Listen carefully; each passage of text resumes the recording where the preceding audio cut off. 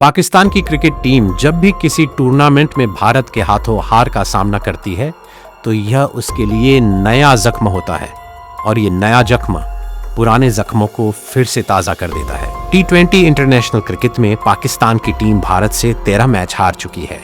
जहां तक T20 world cup का संबंध है तो हार का यह सिलसिला 8 मैचों तक लंबा हो चुका है। इसके मुकाबले पाकिस्तान के खाते में महज एक जीत है। कोलंबो के प्रेमदासा स्टेडियम में भारत के खखी नुक्ताला अपने तीसरे सबसे कम स्कोर पर आउट होकर 61 रनों की करारी हार से 2-4 होने वाली पाकिस्तान टीम की परफॉर्मेंस ने कई सवाल खड़े कर दिए हैं। खेल में हार जीत होती रहती है, लेकिन पाकिस्तान की टीम जिस तरह अब भारत से हारती जा रही है उसने सच्चाई को साफ कर दिया है कि दोनों टीमों के बीच अब एक बड़ा फर्क आ चुका है। केवल यही नहीं कि भारत अंतर्राष्ट्रीय रैंकिंग में पहले और पाकिस्तान छठे नंबर की टीम है, दोनों टीमों की मानसिक परिपक्वता और मजबूती में जमीन आसमान का फर्क नजर आता है। मुश्किल हालात में हिम्मत बनाए रखने और हौसला खो देने का फर्क कोलंबो के साफ तौर पर दिखा। उस्ताद कमर जलालावी की मशहूर गजल कब मेरा नशीमन अहल चमन का एक मिसरा है, जब कश्ती डूबने लगती है तो बोझ उतारा करते हैं।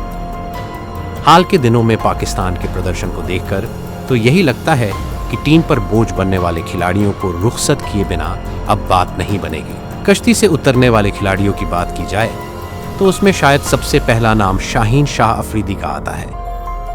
कुछ समय पहले तक शाहीन शाह अफरीदी की धाक जमी हुई थी और वह किसी भी बैटिंग लाइन के लिए बड़ा खतरा बने हुए थे, लेकिन अब हालात बदल चुके हैं।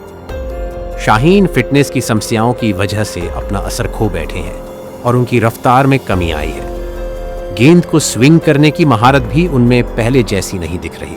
भारत के खखी नुक्ताला खाफा इस T20 वर्ल्ड कप के अहम मैच में शाहीन की मायूसी भरी परफॉर्मेंस के बाद उनके ससुर शाहिद अफरीदी भी यह कहने पर मजबूर हो चले हैं कि शाहीन को बाबर आजम और शादाब खान के साथ नामीबिया के खखी नुक्ता लहाफा मैच से ड्रॉप कर देना चाहिए और बेंच पर बैठे खिलाड़ियों को मौका देना चाहिए। पूर्व टेस्ट क्रिकेटर मोहम्मद यूसुफ का भी यही कहना है कि शाहीन, बाबर और शादाब का वक्त खत्म हो चुका है। केवल कमजोर टीमों के खखी नुक्ताला अच्छा खेलने वालों की नहीं, बल्कि T20 टीम को अब बेहतर प्रदर्शन करने वाले नए खिलाड़ियों की जरूरत है। वक्त का पहिया कभी एक जगह नहीं ठहरता। हर खिलाड़ी को कभी न कभी अपने बुरे वक्त का सामना करना पड़ता है, लेकिन वह हालात को देखकर अपने बारे में फैसला करता है।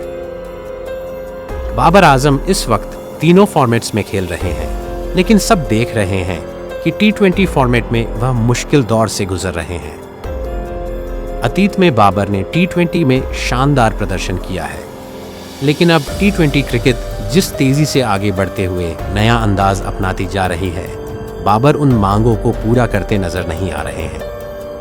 पहले वह ओपनर के तौर से खेलते हुए कामयाब जरूर रहे, लेकिन उस वक्त भी उनकी इस बात के लिए आलोचना होती थी कि वह आक्रामक अंदाज में बैटिंग नहीं करते और उनके स्ट्राइक रेट पर सवाल उठते थे। उस दौर में भी पाकिस्तान टीम के ड्रेसिंग रूम में मिडिल ऑर्डर बल्लेबाज यही आवाज उठाते थे कि बाबर और रिजवान सेंचुरी पार्टनरशिप तो जरूर करते हैं, लेकिन जब दोनों 15वें 16वें ओवर में आउट होकर आते हैं तो मिडिल ऑर्डर बल्लेबाजों के पास खेलने के लिए बचता ही क्या है।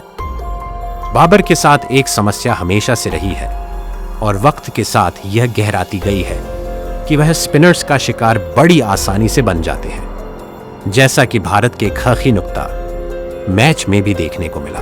भारत के खखी नुक्ता लहावा वैसे तो कई खिलाड़ियों का खराब प्रदर्शन चर्चा में है, लेकिन सीनियर होने के नाते शादाब खान भी इसी फहरिस्त में है।